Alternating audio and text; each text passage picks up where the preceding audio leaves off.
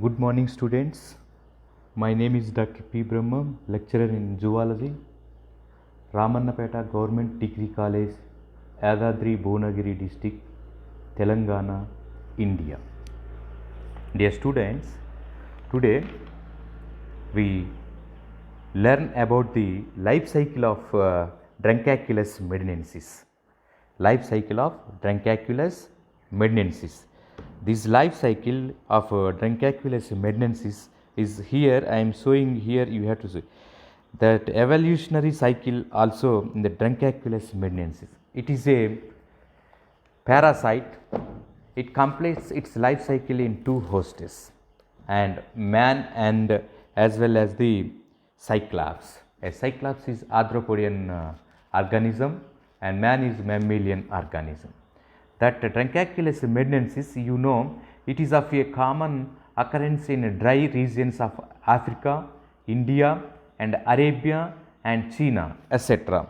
These Druncaculus medinensis, India, the parasite is almost eradicated from the Punjab and the South India. Punjab and the South India eradicated. These Druncaculus medinensis, you see here, evolutionary cycle. Adult worms occur in subcutaneous tissues, especially of the legs, arms and back. Legs, arms and back. Druncaculus medinensis is one of the larger nematodes. The anterior end has a cuticular ring encasing the mouth and bearing 6 labile papillae. Thus, is the Druncaculus medinensis having the male and females. That dimorphism is there. The life cycle, its life cycle involves two hosts. It implies digentic parasite and definitive host man. That herbiers the adult parasite in the subcutaneous tissues. That the intermediate tissues also there. That intermediate tissue, that Druncaculus medinensis, here I am showing in the diagram life cycle. In that life cycle, host cycles is in which the embryos undergoes certain development changes before they becomes infective to man. Before they becomes infective to man, the males die after fertilizing the females. The union between males and females occurs early in the deeper connective tissues. It takes about another 6 months for the gravid females to select its site for discharging the embryos in water. Embryos, these are coiled bodies with rounded heads and long slender tapering tails. They measure 650 to the 750 millimicrons in length by 17 to the 20 millimicrons in breadth at the widest part. Their embryos are only set free at the time of paturation, when the affected parts is submerged in water. Further development proceeds in the body of a minute freshwater circumstance of the germs. Cyclops, unless taken up by Cyclops, then can live only for a short period, that is 4 to 7 days. That is a 4 to 7 days. In here you have to see, observe here how the eggs is transmitted to the human being. The development of embryo in cycle. Here you have to see the development cycle in a round cycle structure. I am expanding my slide. Step 12. Here the Druncaculus medinensis, man and cyclops. These both are cycle structures. You have to see these both structures. The embryos, these embryos are very useful and thickings to the, they measure 650 to the 750 microns in a length. Measure 650 to the 750 microns in a length. That length is crusted of a genine cycle, unless taken up by the cyclops, then can live only for a short period days. Larvae, after swimming freely for a short time, penetrated the body of the intermediate host cyclops, a coped crustacean. Can ingest each cyclops can ingest as many as 15 to the 20 guinea worm embryos. The infected cyclops usually die at the end of 42 days, but with a heavy infection they do not live for more than 15 days. Normal span of life of a cyclops is about 3 months. 3 months. The embryo penetrated the gut wall within the 1 to 6 hours after ignition. And enter the body cavity of the cyclops, where they undergo metamorphosis and increase in size, becoming about 1 millimeter in length. Under favorable conditions, it takes about 2 weeks for the development to be completed and entrance into man and development of adult worms. Here you have to see this the cyclops containing the infective larvae are swallowed by man with raw drinking water on reaching the stomach. The cyclops are digested by the gastric juice and the larvae are liberated. Then the penetrates through the gut wall and enter the retroperiodics and connective tissues, where they grow to sexual maturity. The larvae become adult males and females, and the life cycle is repeated. And the disease caused by the Druncaculus is generally referred to as Druncaculus or guinea worm disease. Pathogenicity. This pathogenicity is very important. For pathogenicity, the guinea worm, the disease caused by the Druncaculus is generally referred to as Druncaculensis, guinea worm disease. Druncaculensis or guinea worm diseases. In the infection causes itchiness and nausea, diarrhea and vomiting, asthma, that is eosinophilia, etc.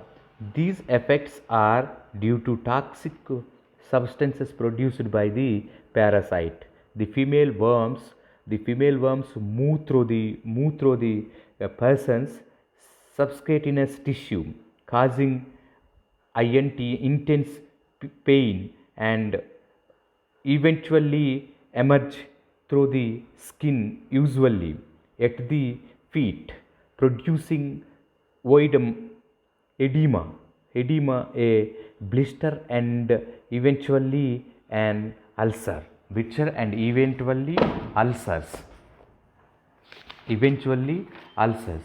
This a guinea worm blister over the medial side of the right foot. Here you have to see the infected foot, and we drinking the raw water.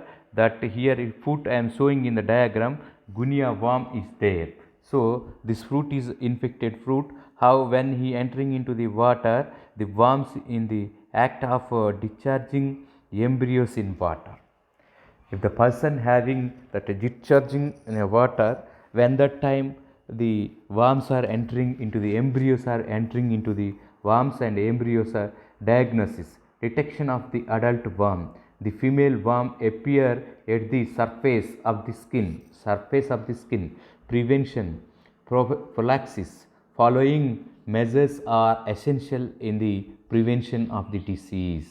Prevention of pollution of drinking water by infected individuals, chemical transmitted of water supply for the eradication of cyclops, and drinking of your water which is either strained and filtered or boiled to remove the cycloid copoid, that adaptations of parasites. These parasites as more the pathogenicity. The pathogenesis is a very need and required for more sensitive. The disease caused by the Drunkaculus is generally referred to as a Drunkaculosis or guinea worm disease The infection causes itchingness and nauseous and diarrhea, vomiting and asthma, the eosinophilia, etc. These effects are due to toxic substances produced by the parasite. The female worms move through the person's subcutaneous tissue, causing intense pain and eventually emerging through the skin, usually at the feet, producing edema, a blister and eventually an ulcer. The disease simply the cyclops containing the infective larvae are swallowed by man with raw drinking water. On recharging the stomach, the cyclops are digested by the gastric juice and the larvae are liberated. Then the penetrating of through the gut wall and enter the retropionated is in connective tissues where they grow to sexual maturity. The larvae become adult males and females and the life cycle is repeated. All this repeated and grows to sexual maturity. The larvae become adult males and females and the life cycle is repeated. So simply this is the total entire life cycle by the Drunkaculus medinensis. Here I am showing in the diagram. You have to see the gravid female causing blister at the site of the emergency. Then guinea worm blister. Then guinea worm blisters in the village tank. The people washing the clothes and infection of the water supply by the patients at the step well sites. Here also in the man and cyclops, the guinea worms are the Drunkaculus medinensis evolutionary cycle, man and cyclops. Simply these are all the development of embryos in cyclops 2 to 4 weeks. The embryos in water ingested by cyclops, ingested by human infected by the drinking of or consuming of a raw water. Here larva penetrates the gut places and grown into the maturity in reproductional and connection tissues. These connected tissues are connected by all the ranges. See here, this is the worm in the act of discharging embryons in water. That step well village tank infection of the water supply by the patient. These water supplies by the patient, how many? The disease caused by the Drunkaculus is generally referred to as Drunkaculus medinensis or guinea worm diseases. The infection causes the itchingness and nauseous, diarrhea, vomiting and asthma, the eosinophilia, etc. These effects are due to the substance produced by the parasite. The female worms move through the person's substantious tissues, causing intensive pain and eventually emerging through the skin. So simply these are all the essential things. The water polluted by the infected fish having person when he moves in the water, when the time the infection is occurring in the water, producing edema, and everything. This is a prevention and prophylaxis of this. The diagnosis of this is detection of the adult worm. Detection of the adult worm. The female worm appears at the surface of the skin. Detection of embryos. The milky fluid containing numerous embryos escape, which can be examined under the microscope. Embryos escapes which can be examined under the microscope. The X-ray examination worms in deeper tissues after death either become calcified or absorbed. That is Wood examination reveals eosinophilia. Simply, that eosinophilia also enters. Infectious can be treated with the injections of the phenolmethyl zinc emulsified in olive green. Nitrogenol is also effective. The thiabendazole and metronidazole, these are the tablets which are used for the causing of a Droncaculus medinensis, and produced from the ulcer on a stick by the making one turn each day has been successfully practiced in India. If worms are not removed, they eventually die and become calcified as a calcified. The prevention prophylaxis. Following measures are essential in the prevention of the disease. Prevention of pollution of drinking water by infected individual. The chemical treatment of water supply for eradication of a cyclops. Cyclops are drinking of water which is either strained, the filtered and boiled to remove the copypods. That's why the people takes the precaution about the nematode parasites. Nematode parasites are very dangerous parasites. These parasites gives the harmful diseases and different persons, eventually it is different ages. A cure is better than the first aid.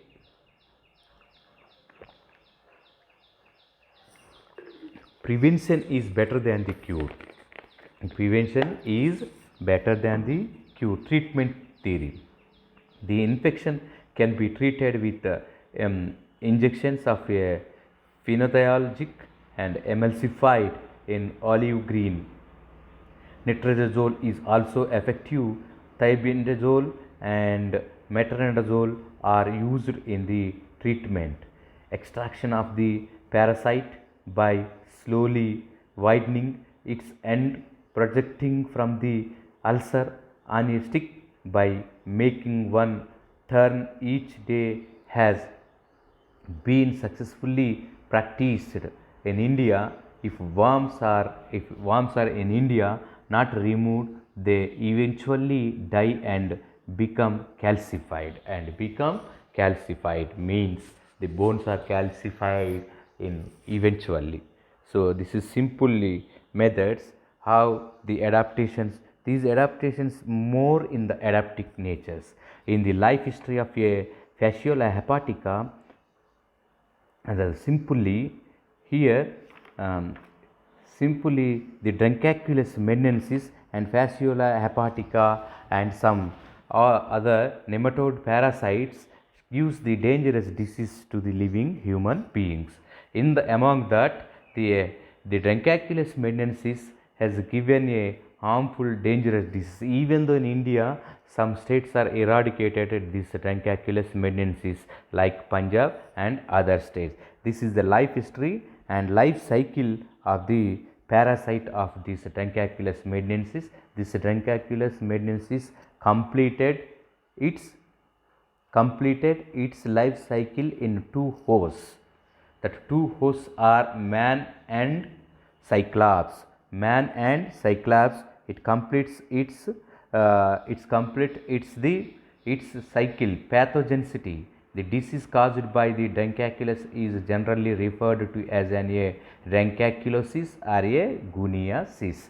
This is the life history and life cycle of a Droncaculus medinensis. These Droncaculus medinensis totally completed that its life cycle in two hosts, that is one primary host is a human being, that is man, and secondary host is cyclops. It is arthropodian animal. Cyclops, it is a arthropodian animal simply. These arthropodian animals is acting as a mediators or a vectors. Mediators are a vectors. So this is the total Droncaculus is generally referred to as a Droncaculosis or a Guniasis simply or a Gunia worm disease. This is also called as Gunia worm disease.